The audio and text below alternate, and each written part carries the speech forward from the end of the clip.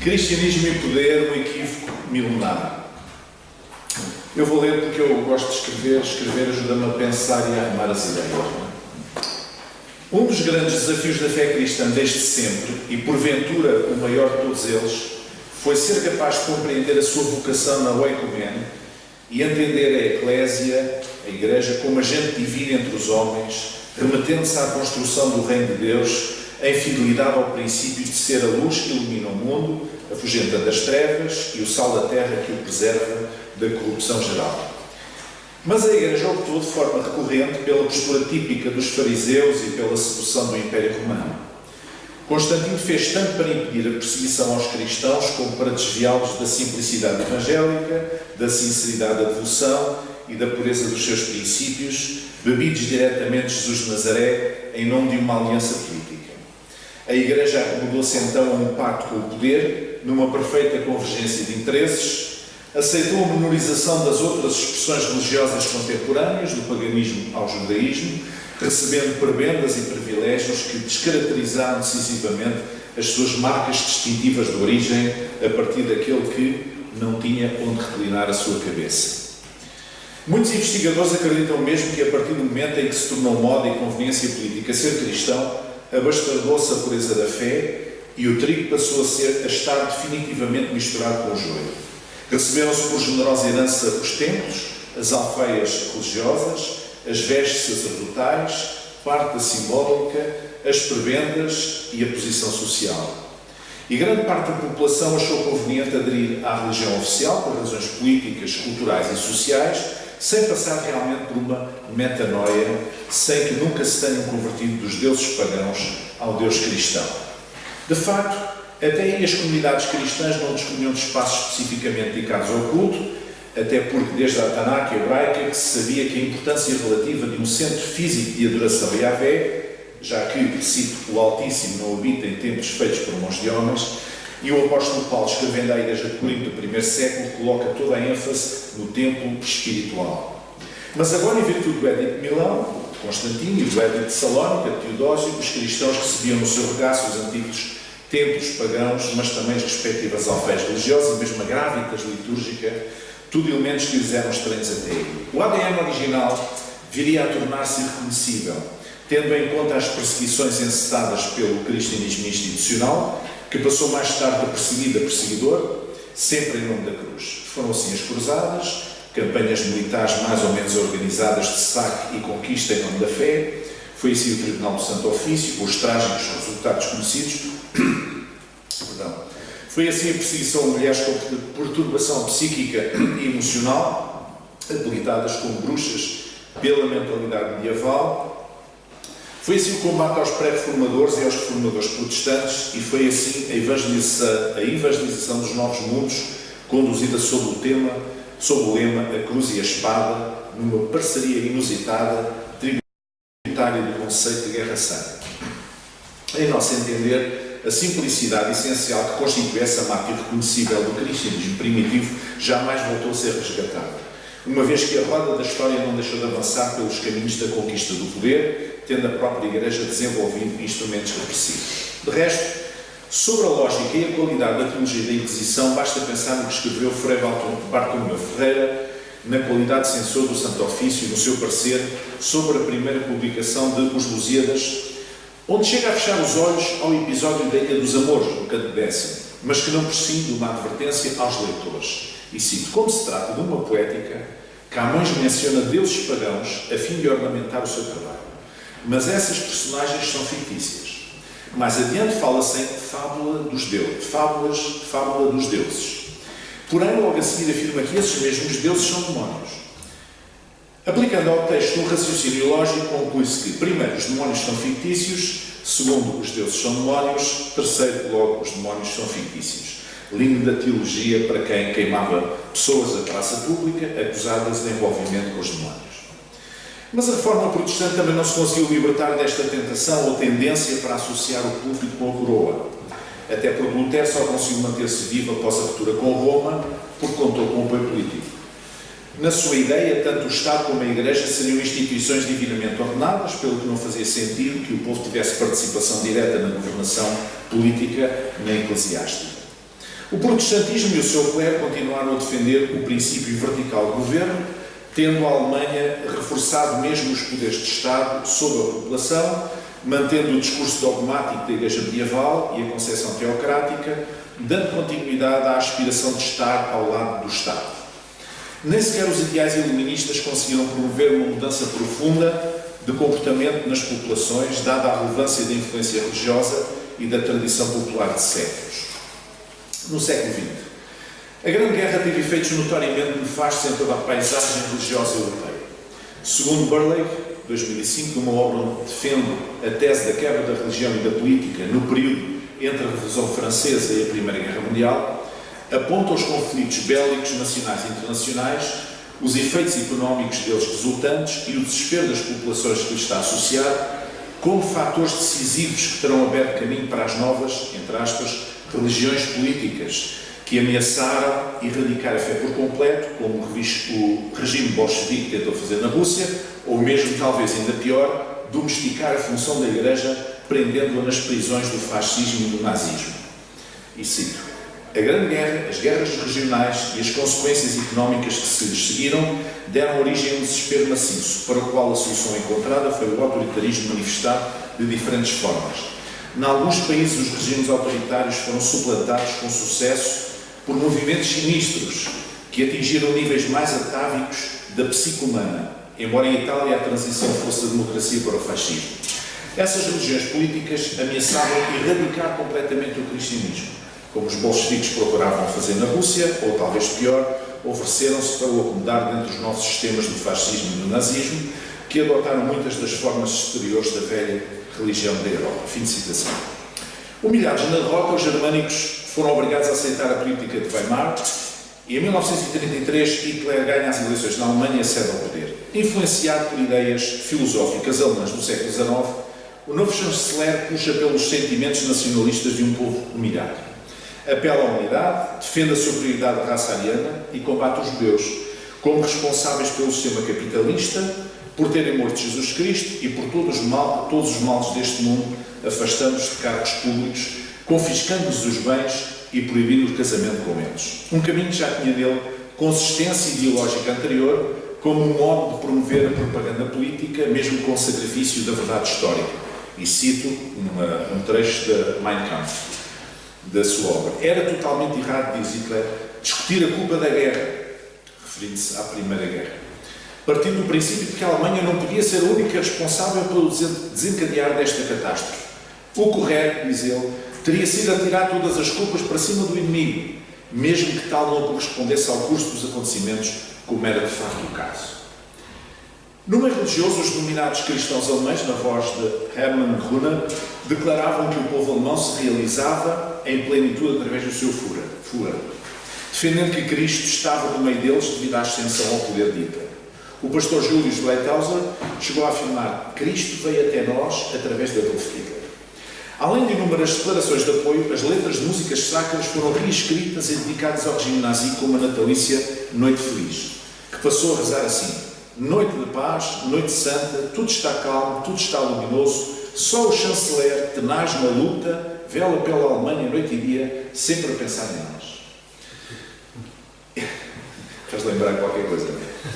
Hitler parece ter alimentado alguma simpatia pelo protestantismo alemão, ao qual reconhecia a promoção da germanidade, honestidade, rigor e um património de defesa da essência alemã, em particular da língua e da liberdade, mas desagradava-lhe profundamente porque esse mesmo protestantismo, e cito, opõe-se logo violentamente a qualquer tentativa de salvar a nação das garras do seu inimigo mortal, pois que a sua posição, a posição protestante, na Alemanha em relação ao judaísmo está definida de forma mais ou menos dogmática. O ódio aos judeus esteve sempre presente no pensamento hitleriano, pelo menos desde 1925, data da primeira edição de Mein Kampf, apesar da suspeita de que poderia ele próprio ser neto de um judeu. Em 1933, a Igreja Alemã era liderada por adeptos do regime que procuravam unir as diferentes igrejas evangélicas alemãs, mas o namoro entre igrejas e Estado não durou muito. Mesmo simpatizando com o nazismo, as comunidades cristãs não admitiam o poder absoluto, o que levou Hitler a distanciar-se delas e criar o Ministério dos Assuntos Religiosos em 1935. Mas no ano anterior, Martin Niemöller, citou uma frente de pastores protestantes, criou uma frente de pastores protestantes para se opor às manobras dos chamados cristãos nazis, de que resultou a criação da denominada Igreja Confessional, a partir da Declaração de Barth. Este documento, redigido principalmente por Karl Barth, era uma convocação às igrejas alemãs para que se desligassem dos objetivos do Estado e voltassem à centralidade da fé cristã. Pouco antes do fim da guerra, Martin Niemöller e outros líderes ainda vivos, depois de sofrerem a repressão do governo e da Igreja de Estado e de sobreviverem a 8 anos de prisão, confessaram ter-se enganado face ao regime nazi, com exceção de Dietrich Bonhoeffer, o pastor luterano que conhecera Barth como professor de teologia em Berlim e que tinha encabeçado com Niemöller a resistência eclesiástica ao regime. Durante os anos que viveu em Inglaterra, tornara-se um crítico frontal do nacionalsocialismo, mas regressou à Alemanha em 1939, um mês depois de ter fugido para os Estados Unidos, onde fora acolhido por Niebuhr, seu professor, a quem explicou não querer perder a honra de participar no sofrimento do povo alemão nas tarefas da dura reconstrução nacional se adivinhava. Foi preso pela Gestapo, acusado de militância contra o regime e enforcado uns dias antes da rendição alemã aos aliados. O nacionalsocialismo suscitou a simpatia de setores cristãos na Alemanha, em particular porque o discurso do nazismo anunciava uma nova era na vida da humanidade, embora tenha agido de forma contrária aos ideais proclamados. O país começava a erguer-se dos escombros da guerra, havia criação de emprego e independência nacional em busca da antiga glória perdida. Os que percepcionaram as intenções do governo exilaram-se, e os que ficaram foram perseguidos por causa da sua raça, filosofia, ideais, políticas e até teologias. Barth e Tillich, por exemplo, tiveram de se exilar. Bultmann persistiu em lecionar, mas sob constante pressão do Estado. As igrejas evangélicas foram seduzidas e iludidas, mas o catolicismo também teve os seus problemas. Igreja e Estado.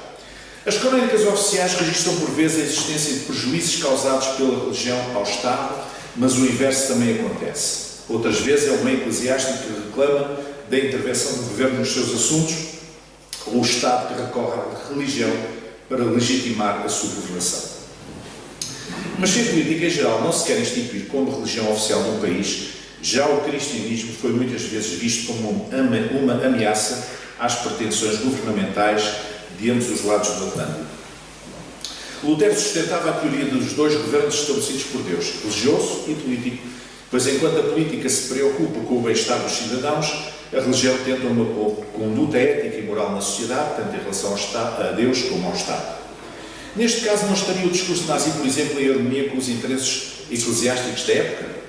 Estando as populações em perfeita ordem, disciplinadas e obedientes, a nação conheceria o progresso e iria superar o caos estabelecido. Segundo Santos, 2011, cito, essa filosofia coaduna-se com o positivismo de Augusto Comte, mas ele não foi o primeiro a pensar assim. Essa também foi a visão de Constantino, por mais que tenha sido bem intencionada, mostrou de forma enfática a existência de dois poderes paralelos. Religião e política. Na mentalidade do homem não religioso e mais ainda do homem antirreligioso, quando se discutem as diferentes manifestações de fé, o que aflora é o chavão que as guerras religiosas, assim chamadas, devastaram a Europa há séculos, o que faz das religiões qualquer coisa muito pouco recomendável.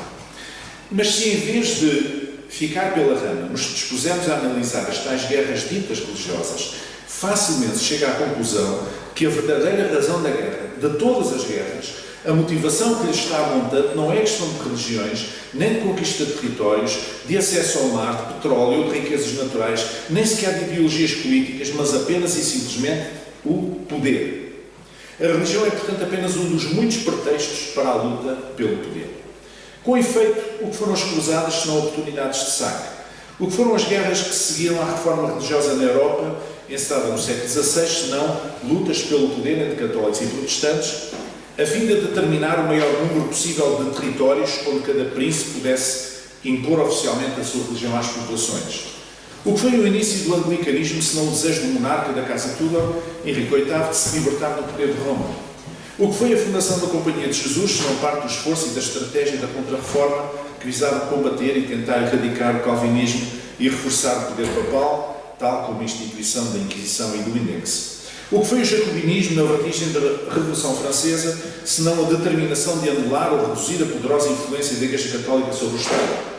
Porque inscreveu a Constituição dos Estados Unidos da América a liberdade religiosa na consagração da sua independência, separando assim as igrejas do Estado, senão para afastar o domínio do soberano britânico, chefe simbólico da Igreja de Inglaterra.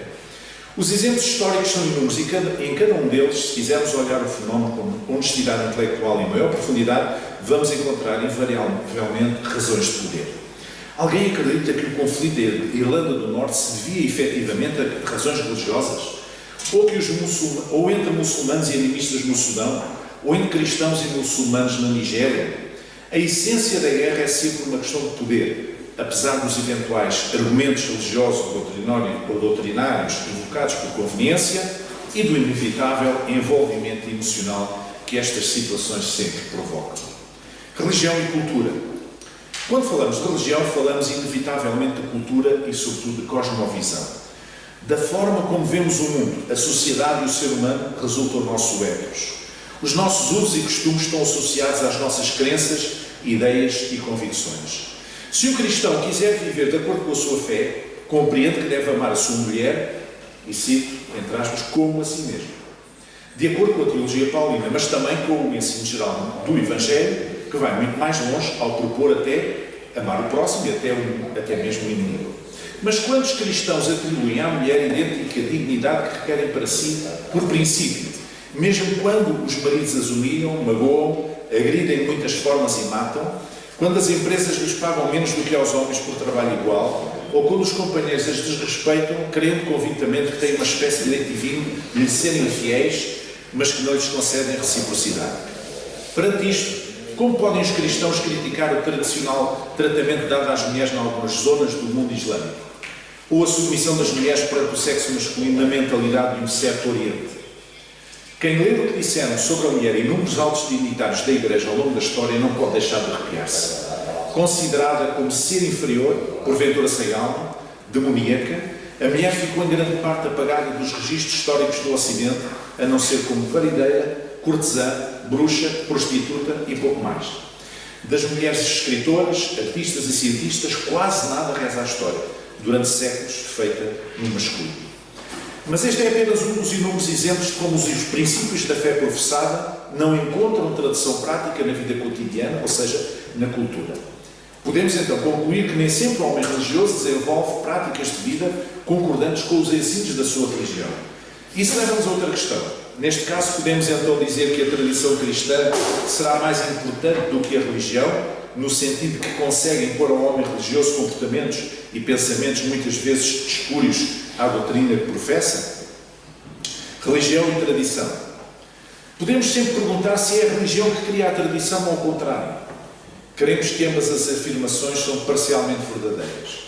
Se a religião vai fazendo tradição, a verdade é que quando o cristianismo chegou à Península Ibérica, por exemplo, já os cultos pagãos se haviam estabelecido por cá há muitos séculos. Mas é o Espírito Santo, conhecido investigador e sociólogo das religiões, tem-se dedicado aos tais fenómenos e conclui que muita da tradição pagã foi incorporada no cristianismo por estratégia de conveniência. Cito, a regra da sucessão das religiões, quando uma se impõe pela força, é o sincretismo, uma mistura de cultos e de símbolos. O Deus do Antigo Testamento andou muito confundido com o Sol, que era o antigo Deus dos Hebreus. A Nossa Senhora dos Católicos herdou a prerrogativa das várias versões da Magna Mater.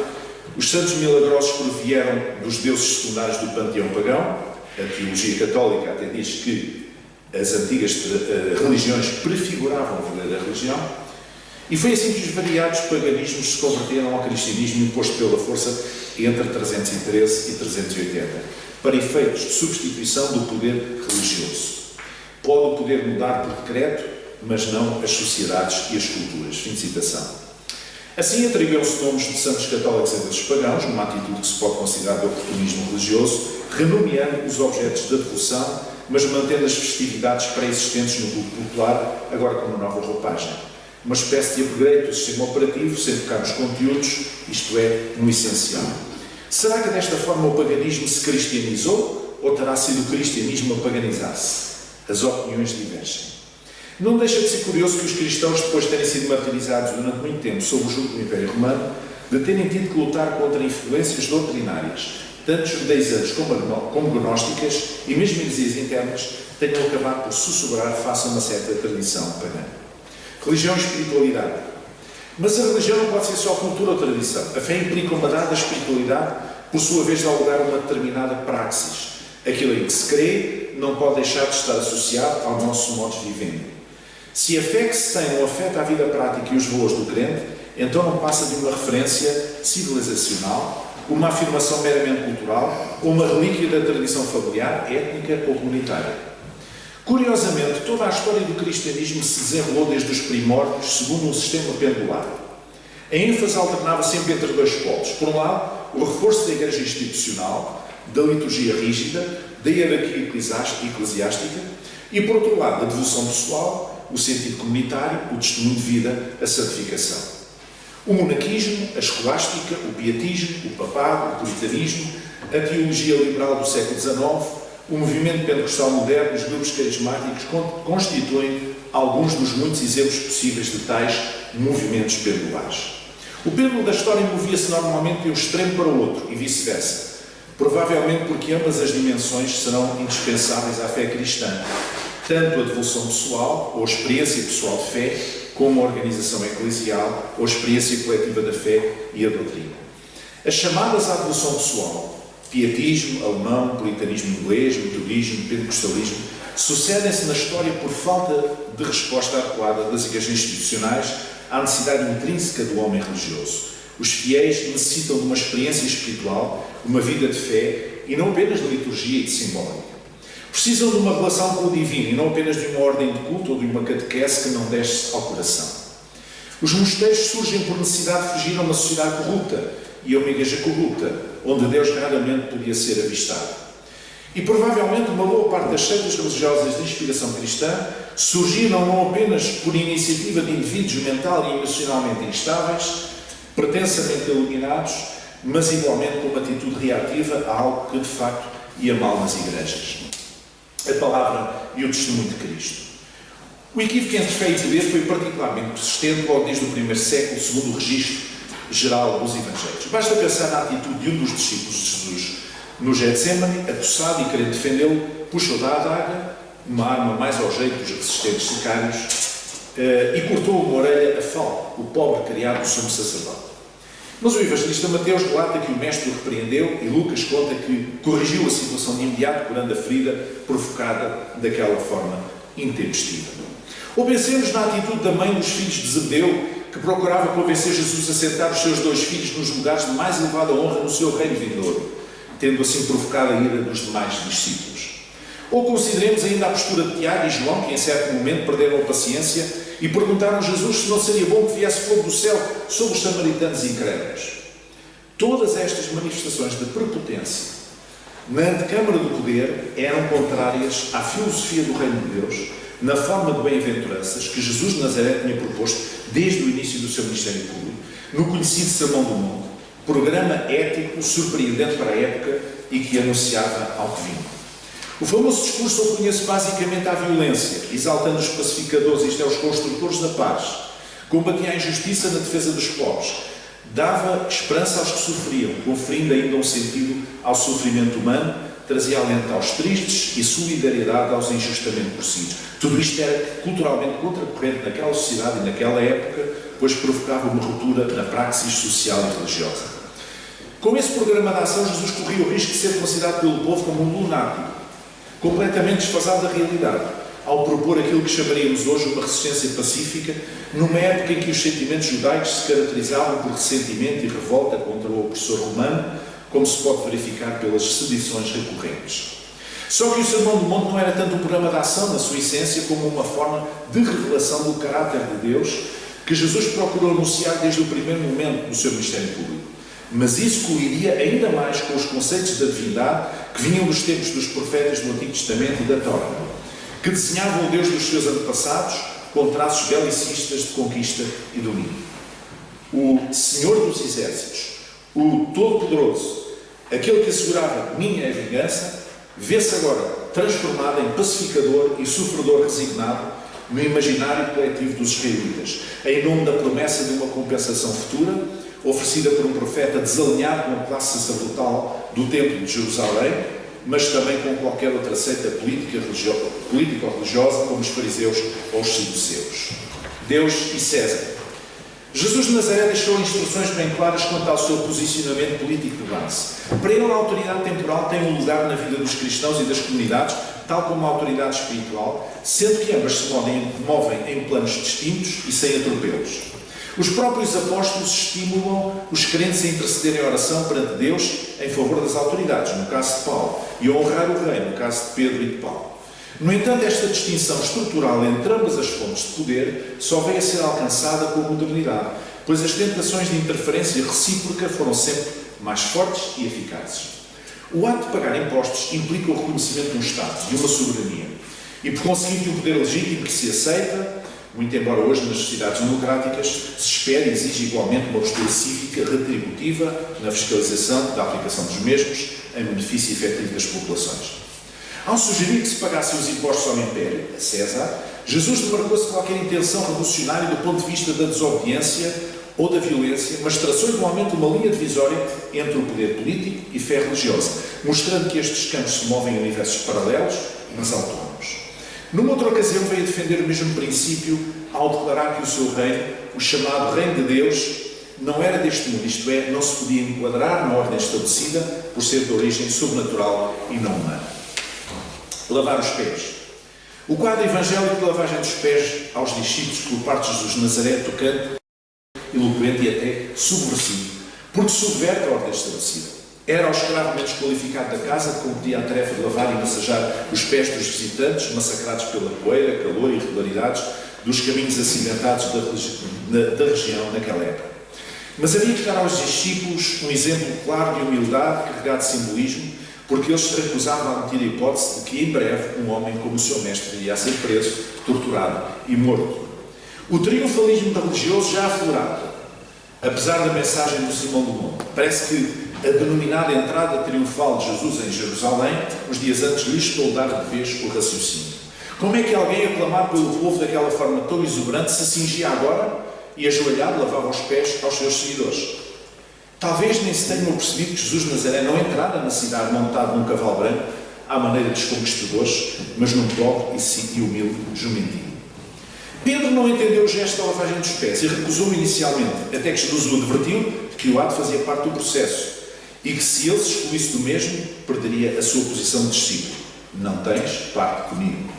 Ao que ele respondeu prontamente, mudando de posição. Tal como na instrução da oração do Pai Nosso, provavelmente o que Jesus quis fazer com a prática deste ato não terá sido estabelecer uma prática ritualística e repetitiva a copiar indefinidamente, mas sim apresentar um modelo devocional no primeiro caso e de diaconia, serviço no segundo, sobretudo pela inerente força simbólica. Concluindo, segundo Pagels, 1989, a doutrina moral de Agostinho sobre o pecado original justificou a associação entre a Igreja e o Estado romano, pois o homem marcado pelo pecado não se podia autogovernar e, por esse motivo, a sociedade necessitaria de hierarquia e ordem. Até porque, como nos diz Coelho, a teoria do pecado de Agostinho não só confirmava o poder secular, todavia, como também ratificava a imposição da autoridade da Igreja como essencial para a salvação da humanidade. Seja por este tipo de razões ou por outras, a verdade é que o equívoco milenar da Igreja tem sido sempre a ideia de que mais vale ser perseguidor do que perseguido. Mais vale estar com o poder e mesmo montado no cavalo do poder do que fora dele e sujeito a poderes estranhos. Mas trata-se de uma ideia falsa, pois a Igreja sempre se purificou no caminho da perseguição. Da mesma forma como o ouro se vê livre das impurezas no altíssimo calor do forno e sempre se abastarou quando se sentava nas cadeiras de veludo do poder temporal. Estes 2000 anos de história comprovam à saciedade que aquele de quem os cristãos levam o nome nunca se sentaria nos salões alcatifados do poder, jamais aceitaria as prebendas dos poderosos e muito menos participaria em jogos políticos de interesses. Pelo contrário, sempre preferiria estar com o povo no exercício do seu mundos profético, na proclamação de um outro tipo de reino que vai para lá de tudo o que é material, visível e palpável, mas tão real como isso. A história dos povos é em grande parte a história do domínio religioso nas suas mais diversas formas, desde as mais explícitas às sutis, desde os dias de Constantino até hoje, do Oriente, do Ocidente ao Oriente, e envolvendo praticamente todas as expressões e ramos da fé cristã. Domínio esse que se verifica tanto no conteúdo como na forma. Vejamos dois casos apenas como simples exemplos. Há dignitários religiosos que continuam a utilizar um título de natureza aristocrática e medieval, como por exemplo Dom António. Ora, o dom vem de dominus, do latim proprietário. Mas quem não quer ser lobo não lhe veste a pele. Outra situação que se verifica em diversos ramos do cristianismo atual é a utilização do título bispo no sentido hierárquico, quando tanto esse como vários outros termos como pastor, ancião, presbítero ou superintendente significam todos exatamente o mesmo ofício religioso, que nada tem de hierárquico, mas sim de funcional.